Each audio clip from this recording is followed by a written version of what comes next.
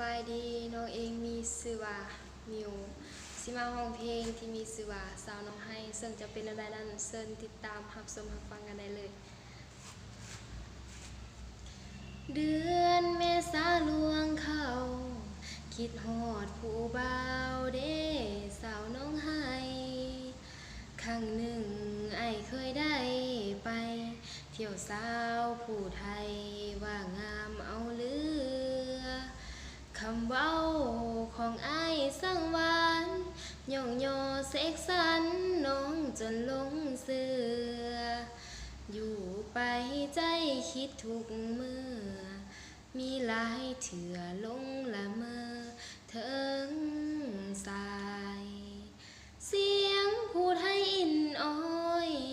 อายลืมจอยบ่มาเยี่ยมเยือนว่าอยากเป็นเคยสู่เฮือนอายก็เหมือนแกล้งลงลืมไหลยามปลูกโมปลูกแตงเขายำแรงห่วงสาวผู้ไทยยังบ่ลืมคำไอสั่งไว้ฟ้าดีปีใหม่ให้คำมั่นสัญญาน้องยังคงคอยท่าเดือนหกมาฝนฟ้าลิ้นลังขอให้อายมาห่วมสร้างคู่เคียงนางขาดให้ไทยดำอายบอกเคยจริงเจอสาวน้องให้จือคำอายว่าแม่นผู้เลอสิมาไม้น้องลาน้องบอกเขาว่าสิคอยอายผู้เดียวบุญสงกรานต์ปีนี้หากโศกดีให้ไอมาลินโฮม